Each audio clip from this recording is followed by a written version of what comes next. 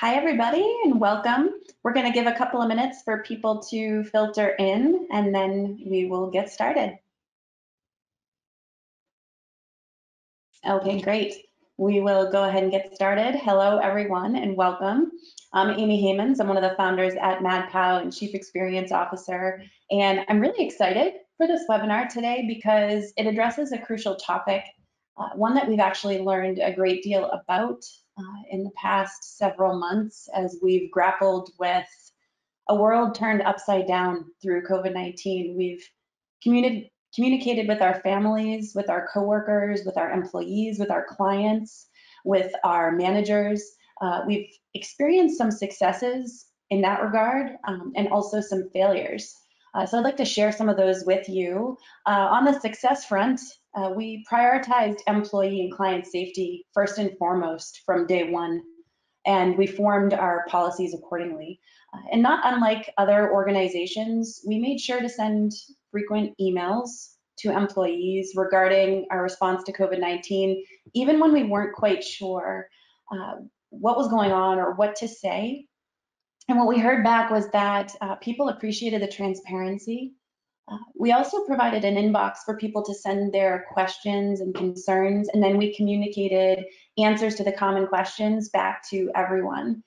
And we took our monthly company meetings and we made them bi-weekly instead so that we could talk through main themes and keep everybody informed.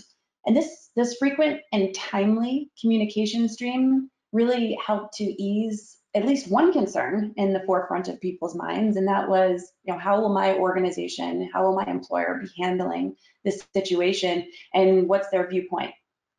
So we made sure to incorporate flexibility and support in every manner possible to account for people's unique situations. We knew there wouldn't be a one-size-fits-all approach, and that each solution would need to be custom fit to the needs of the individual.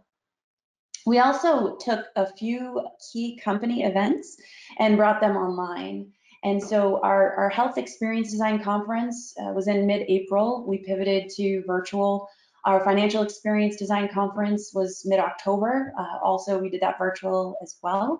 And then our Pumpkin Carving Extravaganza, which was just a few weeks ago, we did that virtually also. That's sort of a MadPow institution, very much looked forward to event. It took a lot of effort to pivot these events and bring them online. We could have just canceled them, but it was a great opportunity actually for employee engagement and engagement with our clients, prospects, friends, community members. And in the case of the Pumpkin Carving Extravaganza, it was just pure fun and gave us some necessary tomfoolery to look forward to. I really do have to give it to the folks at MadPow who handle our internal communications, our external communications, and handle our events, because they really have worked tirelessly to make sure that employees are getting the unique and individual support that they need throughout this time. So we did do some things right there, but we did have a couple of lessons learned as well. On the lessons learned front, we delayed communication about the socio-political issues that have been in the forefront over the past few months. And these issues were really affecting everyone in terms of emotion, energy, engagement, and focus. And we weren't sure, how and when to reach out about these things and what to say. And many employees took our silence as a lack of concern or consideration, and they really wanted to hear from us. They wanted to know where we stood and be proud to work for an organization that aligns with their values. So what we learned through this is that values need to be spoken and they can't go unspoken. We learned from this experience and we've adjusted our strategy moving forward. And we love, we're very lucky to have employees who will tell us exactly, what they think and help us to improve and refine. But this point really gets to emotion. This is something I talk a lot about, emotion and empathy, but it gets at speaking to people's hearts, not just their minds, not imparting just information, but also acknowledging how people are feeling. And we can do this through providing moments of silence, opportunities for people not to talk, forums where people can talk if they want to and discuss the matters that are important to them, and other points of support. So I've often spoken about emotion as a signal that we should pay attention to throughout somebody's journey. Now, whether that's a customer experience or an employee experience, a spike in emotion can tell us that something's wrong and something needs to be addressed. And we've been feeling a lot of emotion, as you know. The feeling that many of us have been feeling is a sense of loss and a sense of grief. We're experiencing the loss of the life we knew. We're experiencing the loss of loved ones who we miss seeing and just being with. We're experiencing the loss of the ability to plan. In some cases, the loss of work and livelihood. And day to day, we're just trying to cope and trying to get through the day. So you may have heard of the 5 stages of grief: denial, bargaining, anger, sadness, and acceptance. These were all identified by Elisabeth Kubler-Ross in her book on grief and grieving. And these stages can come out at any given time. We can be in any one of them in any given moment. They're not linear. They can last a minute or a week or a year. They can even be circular, and we can experience them again and again. David Kessler, who wrote the book with Kubler-Ross on grief and grieving, asked her family for permission, as she's since passed, to add a new stage to the official stages of grief. And he wanted to call this stage, this final stage, called meaning. And this is taking our grief and trying to make meaning from it, sort of sense making, and even take our grief and turn it into meaning by pointing it in the direction of greater purpose in our lives. And many of us are finding ourselves in this point of reflection, who am I? What is going on here? What do I want to do with the rest of my life? What does it all mean to me? And I think in communication, we need to really consider this and sort of support people through the journey of sense making and looking for meaning and turning their work into something that is meaningful and purposeful. And that's what we're trying to do through this webinar here today. We're addressing our purpose at MadPow as an organization of improving the experiences people have and making a social impact by sharing our lessons learned with you here today. I want to share a bit about our speaker with you here today. I'm just the sort of warm-up act, but Beth Klaus, she's the main show, and she is the president of Small Potatoes Communication. And we've partnered with Beth for a couple of years now to help our clients improve their communications, both internally and externally. And she is brilliant and she's energetic, she's a powerhouse, and she's going to join us in a moment here to share very specific guiding principles and recommendations that are going to help us to do better when we set out to keep employees engaged and informed.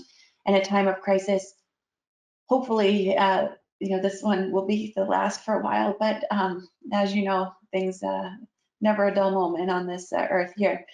So please do, just a note, please do submit your questions via the GoToWebinar control panel over on the right-hand side of your screen. And we're going to get those questions answered at the end of the presentation. So thank you very much, and take it away, Beth. Hi, my name is Beth Klaus, and I'm the founder and president at Small Potatoes Communications. We're a boutique marketing communications agency based in St. Louis, Missouri. And we have clients that range from Fortune 100 companies to local businesses and small nonprofits. And personally, I've been working in the employee communications space for more than 20 years, writing and publishing internal newsletters, developing intranet content, and helping companies weather crises and navigate transitions of all kinds.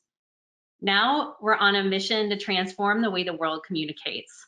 And thanks to recent events, that mission feels more critical than ever. I hope you enjoy the presentation.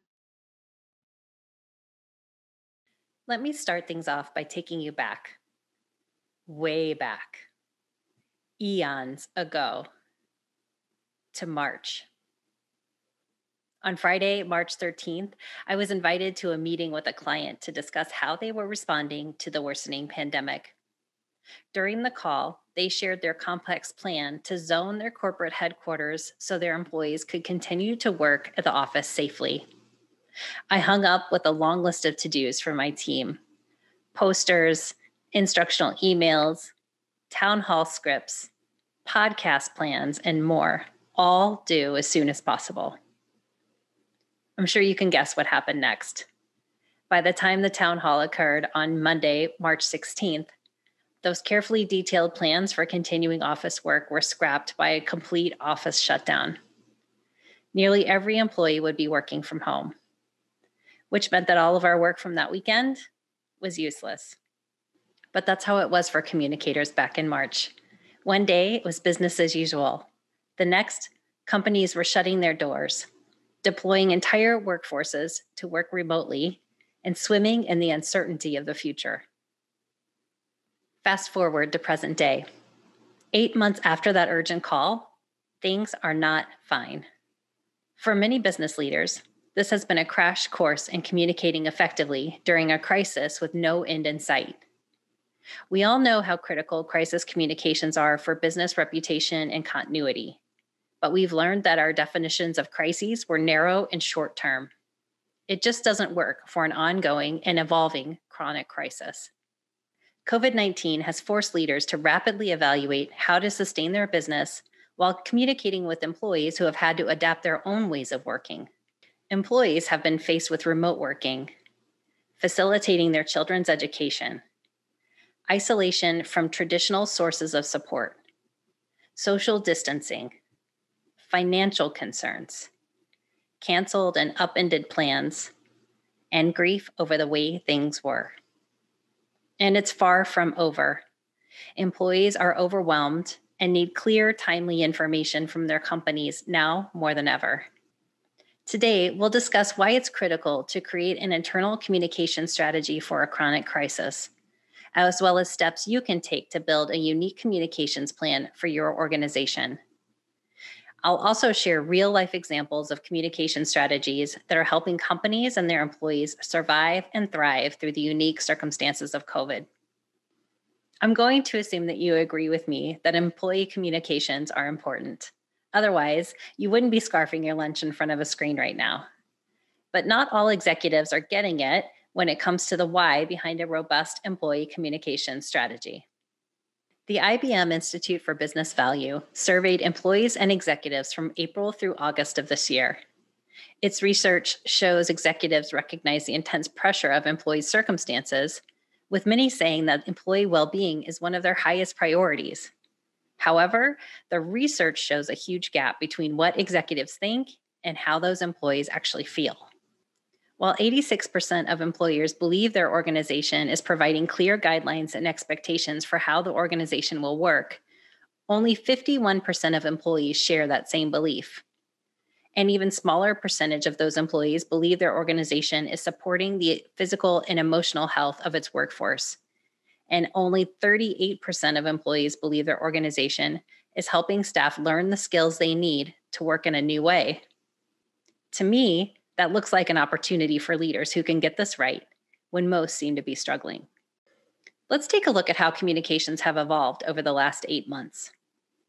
Back in March, critical communications had to enable remote work, establish new health and safety measures, explain on-site work changes, and share strategies for how to be productive and profitable under these new parameters. Companies' next phase of employee communications varied wildly based on how they were affected by the pandemic. In an article posted in June, McKinsey & Company suggested that because actual experiences of the COVID-19 pandemic have been varied, organizations should be segmented into survivors, adapters, and thrivers. Survivors are companies struggling to stay in business. Adapters have had to change their business models radically as a result of COVID. And alternatively, thrivers are well positioned because of extra demand or because they were already working remotely. For survivor companies that are struggling, they've likely had to make significant headcount reductions or reduce compensation to stay afloat. They're dealing with their employees' fear and uncertainty, along with increased workloads. For clients in this group, I recommend that they address these trials and tribulations head on. Companies cannot pretend their people are not struggling, so they need to practice empathy, be transparent about the company's business strategy and performance, and reduce uncertainty by being clear on the path forward. Critical employee communications for survivors could be regular state of the business meetings where leaders can share data about how the organization is performing and areas that need extra help. Adapter companies have likely introduced a tremendous amount of change for their teams. For these organizations, this is an opportunity to update and communicate their new vision for the future. To turn the ship, it's critical to gain buy-in from employees from the bottom up. We help companies in this segment develop and consistently communicate new processes and ways of work with a clear, strong message on how this new way forward will help the company navigate the pandemic and beyond. The third group, Thrivers, have been able to ride the wave of change to be better positioned to succeed. For companies in this group, it's definitely a more comfortable place to be. When profits are up and business is booming, it's easy to ignore the challenges that are facing teams. Don't. Increased profits might mean job security for a workforce, but it doesn't always equate to employee engagement. Employees in thriving companies are still dealing with learning new ways to work and all of the other changes that come from reduced support and increased isolation. Thriving companies need to consider creating a shared purpose, engaging employees on how to solve challenges for the business ahead. A shared purpose unites. Here, I want to focus on one of our clients that is definitely a thriver. Despite the pandemic, their growth and profits are at an all-time high. But they have not rested. They have only increased communications, sharing new processes and procedures, encouraging employees to help solve challenges, providing training on remote work best practices, and sharing their expectations for their employees and the future of work. Some of the COVID-specific resources we worked with them to develop were an evolving work environment toolkit that helped leaders understand how to operate in this new environment and empowered them to support their teams in new ways. We help produce regular podcasts and webinars for team members to hear about the latest conditions and important changes. We developed ongoing pandemic survival segments for their quarterly town halls. My favorite of these were tips for hosting a virtual Kentucky Derby party, complete with fancy hat contest. For several months, we highlighted their employees' amazing work and dedication to doing good in communities across the country. Not only is it good practice to sing the praises of employees, it was particularly moving for us at Small Potatoes as we interviewed employees and wrote more than 40 stories that showcase people's generosity and the resilience of the human spirit.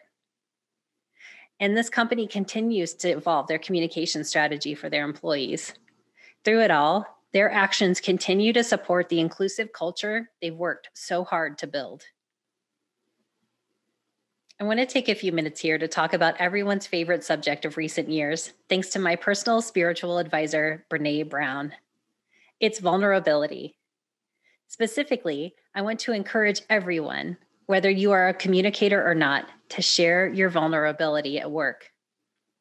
Sometimes the most effective internal communications are our connections with people at work. An August 7th, 2020 Harvard Business Review article stated that nearly 40% of global employees surveyed by Qualtrics and SAP said that no one at their company had asked them if they were doing okay.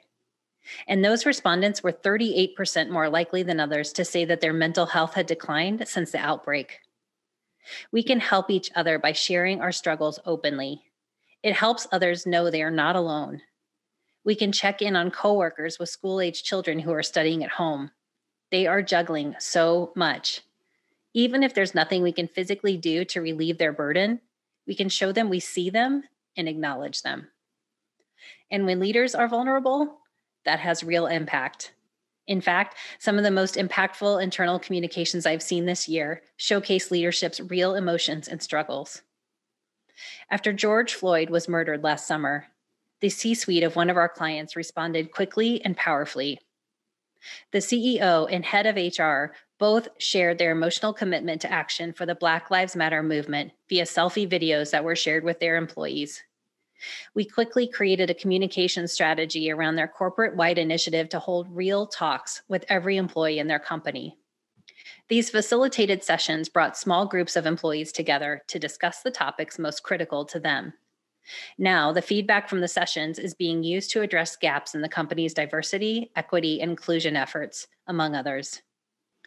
When it comes to employee communications, we can be strong and vulnerable. So now we're 8 months into the pandemic, and as we established previously, things are definitely not fine.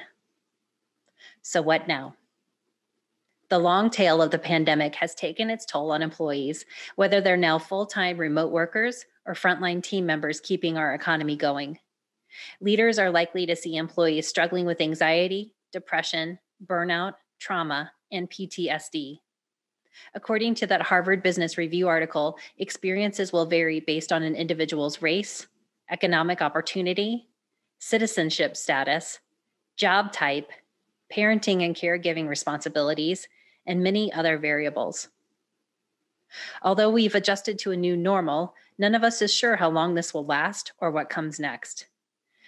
COVID-19 cases are surging across the country and abroad again, which leads me to ask, does your company have a plan in place in the event of another lockdown? If your organization is still trying to work off of a crisis communications plan developed for a short-term disaster like a flood or a network outage, or if it has no internal communication strategy at all, I'm here to help. Spoiler alert, the key is to create your own strategy. In this next section, I'm going to share a lot of how-tos, but ultimately, try a lot of it, keep what works for your organization, and set aside the rest. Every company's approach will be uniquely its own, but these tips can serve as a starting point for building a new strategy that works for where you and your employees are right now. And these tips are not limited to COVID-specific communications. My examples will be focused on helping employees deal with the pandemic, but you can apply these points to any business objective. So let's start with the basics. Your communication strategy is high level. This is your company's solution to move from where you are now to where you want to be. Your communications plan is all the specifics of what you're going to say and how, when, and to whom you're going to say it. Put more simply, a strategy is about high-level thinking. A plan is about ground-level execution. The first order of business when developing a communication strategy, create a cross-functional team that will develop the narrative around the situation at hand and how your company is handling it. This team most likely needs to include leaders from these areas. This mix of leaders will help identify issues and how they should be addressed. Their leadership and buy-in will bring credibility to your communications, allowing you to share openly and transparently. This team should meet regularly to review ongoing developments and evaluate and update strategies and action plans. Communication needs to be an important item on the agenda at each meeting. The good news is, in many instances, most companies' existing crisis communication plans have already dictated who is part of this group. Next, you must understand your audiences. List all job titles, locations, and divisions. As you can imagine, these diverse roles will likely require different messaging. Now, it's time to identify your organization's communications resources. We frequently use channels like these. Refer back to your list of job titles, locations, and divisions. For each specific internal audience, capture each channel used to reach them. Consider how each channel is currently being used. Is there a specific cadence or timing interval for each channel? Does that cadence need to be altered to communicate important information more frequently, or are employees overwhelmed already? What are the capabilities and limitations for each channel? For example, some companies are limited by email because only a portion of their employees have company-provided email addresses. My best tip here is to make sure that the channel fits the message. For example, please do not send a text message to notify employees about a reduction in pay or furloughs. However, a text message might be the perfect channel to use when reminding employees about office protocols they need to follow when attending an on-site meeting. Okay, you've put together your cross-functional team. You've defined your audiences and channels. It's time to bring in your organization's current business objectives and goals to round out your communication strategy. Questions to consider. What's the story you want to tell? How do you want your employees to feel? What are the biggest impacts to the company, and how will they affect your people?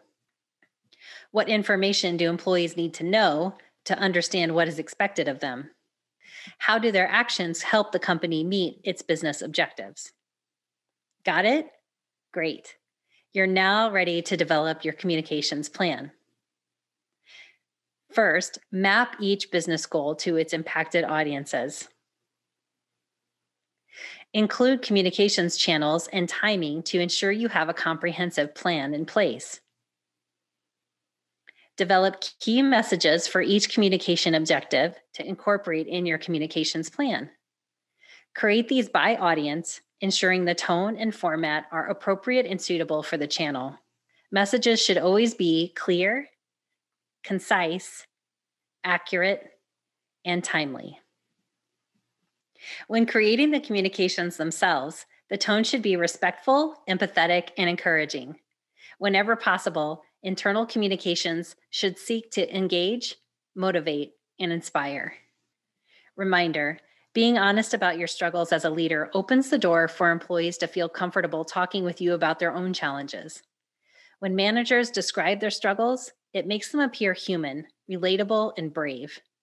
Research shows that authentic leadership can cultivate trust and improve employee engagement and performance. This communications plan is an opportunity to build trust with employees by providing transparency during this time of uncertainty. Transparency during COVID looks like incorporating these key topics into your communications plan and messaging. Where employees can find the latest information on company changes, everything from changes to operating hours to staffing and employment. Measures the company is taking to keep employees safe. Information on how the company is monitoring the changing situation, and how employees can ask questions. Organizations may have already addressed these topics back in the early days of the pandemic. However, they may have had to act on the fly. I recommend going back to review your company's employee communications from March and April so you can look for ways to readdress these topics more comprehensively now or in the future if needed. Measurement is an important part of your plan as well, because you can use metrics to track employee engagement and then adjust your communications plan as needed. Start by establishing clear, measurable goals in your communication plan. Then, list how you will measure success for each goal. Decide how often you will check your progress and capture that too. Keeping track at regular intervals will help you determine whether your communication strategy is successfully meeting your business objectives. Over my 20-year career in employee communications, I've seen the topic of measurement evolve from how do you even measure the impact of communications without ESP to measurement is critical to understand the impact of communications and leadership expects it.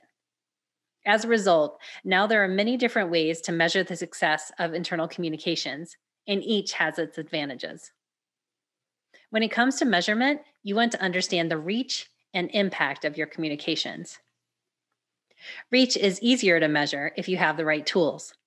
Companies can determine how many employees they are reaching by looking at email read rates, page visits, video views, and document downloads. If you don't know where to find that data, work with your IT department or invest in third-party software. More to come on that later. Impact is where it gets a little bit more complicated. Communications can impact employee behaviors, employee performance and productivity, employee retention, and the holy grail of measurement, employee engagement. All important factors for your company. Measuring employee behaviors can be as simple as looking at whether employees are doing what you are asking them to do. For example, are hourly on-site employees wearing their masks correctly and consistently through their entire shifts? Employee performance and productivity is measured by tracking your company's specific performance indicators. This measurement is important for your communications because if your employees aren't meeting performance and productivity standards, that might mean you're not communicating expectations clearly.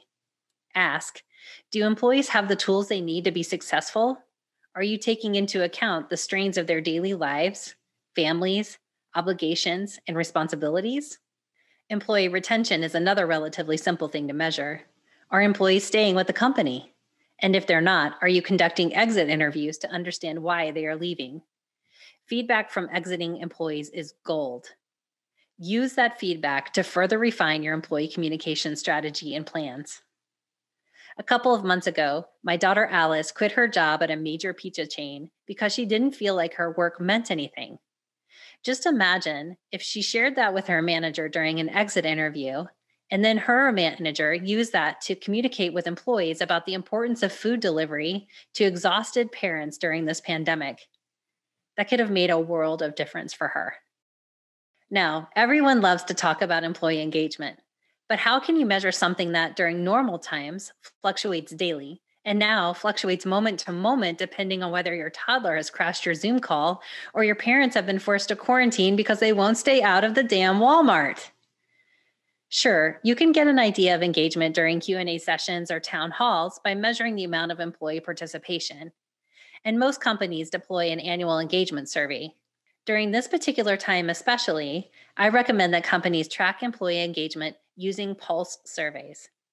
A pulse survey is a short survey that is sent to employees on a regular basis. It provides a pulse check on topics like employee satisfaction, communication, relationships, and work environment. The key for pulse surveys is that they allow companies to track the same item over time, so you can see how it changes from survey period to survey period. You may be asking, is there value in surveying employees now when things are so uncertain? The answer is, of course, yes. Besides being great sources of business intelligence, surveys let your employees know that the company is listening to them. And they can be your company's canary in a coal mine when it comes to identifying new areas of concern. Most importantly, this is your opportunity to show your employees that you want to improve, and that builds trust. A May 8th article from Great Place to Work includes these questions to help generate clear and actionable feedback. What is one way we can continue to support you? What is your biggest concern right now at home or at work? Is there anything the organization can do in light of these circumstances that would be helpful to you? What communication and updates would be valuable to you during this time?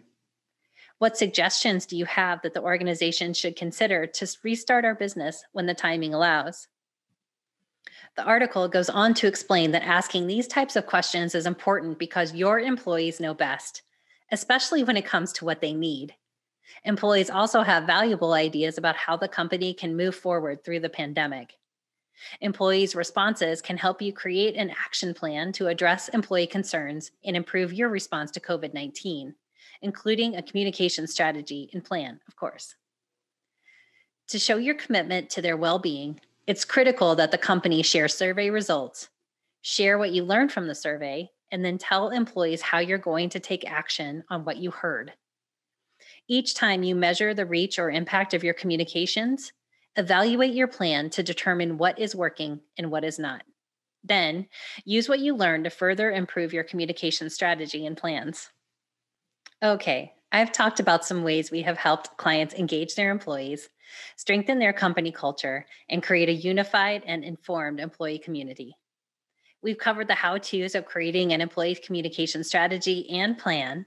Now, I've got some suggestions on how to make all of this work for you. Let's start with how communications can support the work-life balance of employees. Right now, it seems like most employees are struggling with work-life boundaries. Most likely, you are too. I attended an excellent MadPow webinar last month called Creating Personal Resilience While Working Remotely, and it was such an eye-opener for me personally. During the webinar, Nadret Sahin and Liz Posey-Cortel led attendees through an exercise where we drew a blueprint of our homes, highlighting all the areas where we engaged in work activities.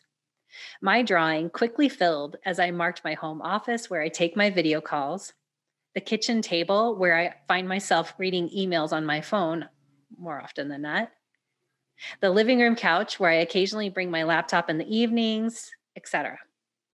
Then, Nadrette and Liz instructed us to pick another color to highlight where in our homes we recharged and relaxed. As you might imagine, my overlap between work and relaxing spaces was significant. After working from home for 20 years with few issues with work-life balance, I was shocked to see how much I was blurring the lines. So how can we as communicators help employees, those who work from home and those who work on site, navigate this aspect of a chronic crisis? Consider how we can help employees set boundaries to alleviate stress. For those working remotely, this can be literal boundaries. Like the exercise with Nadrette and Liz, employees need guidance on the importance of keeping workspaces separate from the areas where we relax and recharge if possible. For on-site employees, we can share how strategies like taking a walk or an online workout class at the end of a shift can bookend their workday and help them transition into home mode. Work with leadership teams to establish balance. For example, when employees receive emails and texts after hours and on the weekend, they feel pressured to respond immediately. Establishing guidelines that encourage communications during business hours only, except for actual emergencies, will help everyone keep their work time separate from their recharge time. Help employees understand what's expected of them. Work with leaders to share the company's vision for the future, one that incorporates the realities of the present. And then use virtual town halls to communicate your expectations clearly. Make sure you leave time for open questions and feedback from employees. Sure, this might get uncomfortable. These are uncomfortable times. Lucky for us, we're all adults and we can take criticism and address difficult questions. Giving employees the opportunity to openly express themselves goes a long way toward making them feel valued and that their opinions matter. For those employees that need extra flexibility, record your town halls and post them on your intranet for on-demand viewing. Take advantage of your leaders' insights. Provide a regular forum for open dialogue between people leaders and the executive team. Then share those insights with your cross-functional team as you continuously improve your communication strategy and plans. Do more than just say the company supports mental health. That Harvard Business Review article I referenced earlier suggests that leaders should model it so that their employees feel they can prioritize self-care and set boundaries. Often, managers focus on their team's well-being and how to get work done, forgetting to take care of themselves. The article says that we should communicate with leaders that when they share that they're taking a walk in the middle of the day, having a therapy appointment, or prioritizing a staycation and actually turning off their email, they serve as role models for their teams, and at the same time, they prevent their own burnout. Remember that proactive communication helps people find the resources they need, as well as create and maintain their own critical boundaries. If you've implemented new HR policies that provide more schedule flexibility or mental health support resources, communicate those frequently using all available channels. Employees who are struggling may not be reading every newsletter and email. And one more plug for vulnerability here. Shame and stigma prevent many employees from using their mental health benefits to seek treatment. So normalize the use of those services by enlisting leaders who are willing to share their experiences with those resources via blogs and video testimonials. Create a resource hub for your employees. Individuals will need different things at different times. Communicating often about where they can find information and support allows them to access what they need when they need it. Encourage your leaders to communicate more than they think they need to. A Harvard Business Review study with Qualtrics and SAP showed that employees who felt their managers were not good at communicating have been 23% more likely than others to experience mental health declines during the pandemic. Use your channels effectively. The other side of the coin of communicating often is making sure to meet employees where they are. It's 2020. We all want to be communicated to in the ways we prefer about the topics that interest us. Invest in tools that allow your employees to customize the communications they receive to reduce communications that don't apply to them or not of interest. I like what I've seen with tools like Populo and Happio, which let organizations get really granular when deciding how to target their communications, as well as provide robust measurement tools that help track the reach of your communications. Create a feedback loop for your organization. Encourage employees to share their struggles, their suggestions for improvements, and their victories via an email box, a web form, or even a good old-fashioned suggestion box.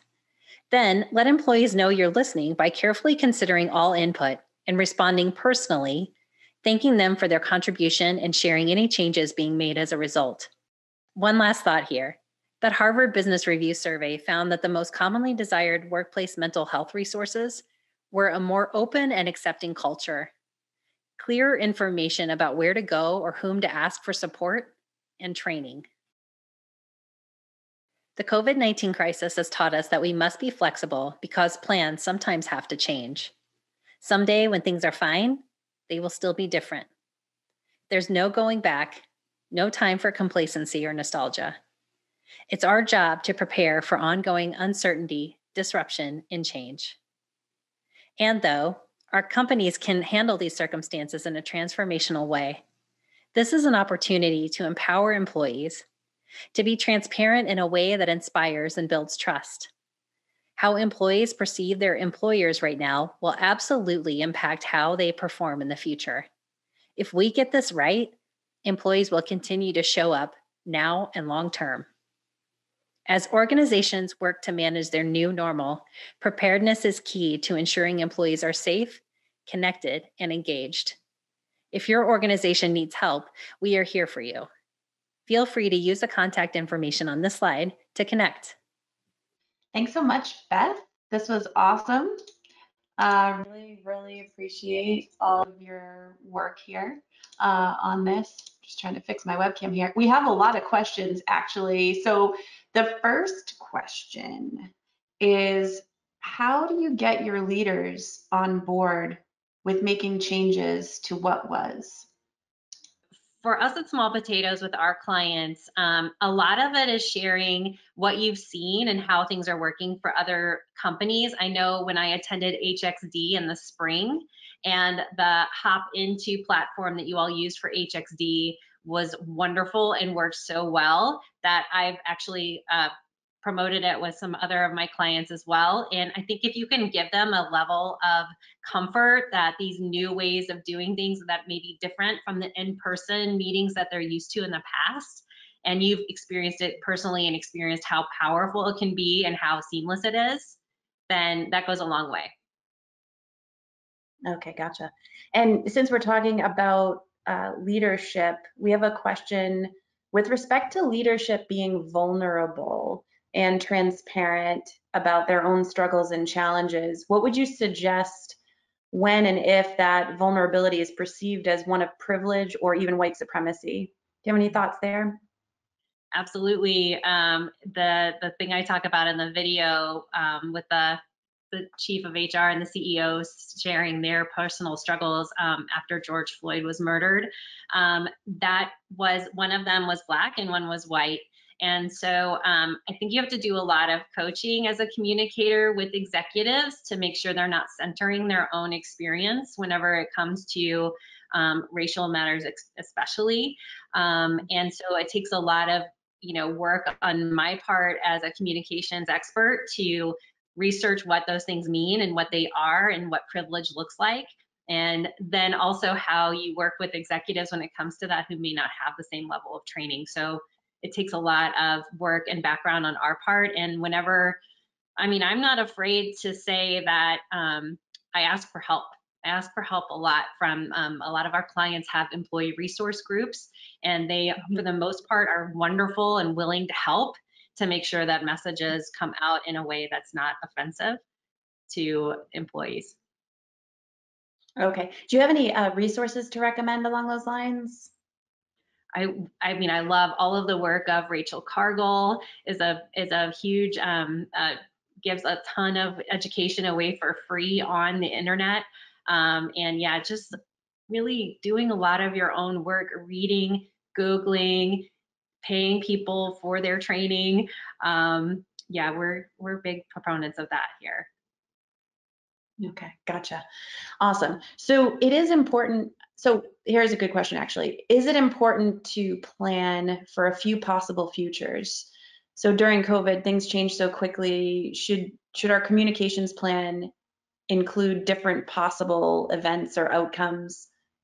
Absolutely. I know, especially with the return to workspace, I know MadPow is doing some great work in this space with clients as well. And we are working with a lot of clients too. And you've got to prepare for a bunch of different eventualities, whether a lot of companies I know are hoping to come back to work to the office in January, and that as every day goes by is looking less and less likely. So you've got to plan for maybe that might be 6 months out, that might be a year. And how does that, how are you going to handle those communications? Because the communications you had to send out in a hurry last March are probably not going to be appropriate anymore. The other thing that we found in that particular space is that if you can set an expectation with your employees around return to the office, even if it's, we're planning for January, but you will know no later than November 15th, because a lot of people have to make arrangements now with their children and everything else that they're having to handle extra. So making sure people have an expectation of when to expect a decision. So that's one example. I know there are so many with COVID. Oh, that's great. You went through a lot of different recommendations and tactics, and it laid out a great menu of things to choose from, and adjustments people can make. But we have a question around, are there any tactics that should be abandoned at this time completely? Well, one thing we lean on heavily, especially with our clients that have a diverse workforce, everything from C-level executives all the way down to hourly team members, is a lot of print things, communications that you would have worked in the past or used in the past are not something that is working right now, especially obviously people aren't in the office. And whenever you want to focus on your hourly people, they can quickly get overwhelmed. Those break rooms, which a lot of them are closed right now anyway, they can't even use a break room. So printed materials are really the thing that, we're finding the most that we're having to work around. Okay, gotcha. So same about traditional communication channels that just aren't working right now. Sounds like print. Let's see. Yeah, I guess any other, like, if an organization, has had some rocky points, what you'd sort of recommend to get them back on track, right? Because sometimes we want to just sort of adjust a few tactics, but what to do if the situation is a bit more cultural in nature, or work needs to be done to sort of get other people on board. Can you speak to when it's sort of you can't make those tactical adjustments because there are larger issues at play, and sort of any recommendations there? Yeah, I mean, so the biggest thing I think is talking to your employees, finding out where are they struggling the most. And even if you can't adjust some things, there are probably other areas where you can. I know there's a lot of talk right now about Zoom fatigue, work-life balance, that kind of things. And I think if businesses can talk to their employees about, hey, would it be better if we had no Zoom day, or no camera Zoom day, or something like that, or no meetings, or hey, we're limiting the number of meetings in a day, we're really trying to work with that. Or I've had those meetings that start at the top of the hour, so you've got one after the other. Like, if we could give people a few minutes at the beginning of the hour to get some water or take a break, I think little things like that go a long way with people. Even if you need work to continue and people to be productive, obviously it's those little things that can make a huge difference for employees. Yeah, I heard that too, just from the health perspective, that getting up multiple times throughout the day can be even more healthful than if you run a mile or walk a mile. Just getting up throughout the day. Big proponent of changing 30-minute meetings to 20-minute meetings, or hour meetings to 45-minute meetings, just to give people time to check their email and do what they need to do. Well, that's all the questions we have. I want to thank you again so much for taking the time and putting together such a wonderful and edifying presentation on this topic. Thank you so much. Oh my gosh, it was my pleasure. Thanks so much for inviting me. Yeah, and we're going to be posting the slides, so those who want the slides, stay tuned. Bye, everyone. Have a good day. Thank you.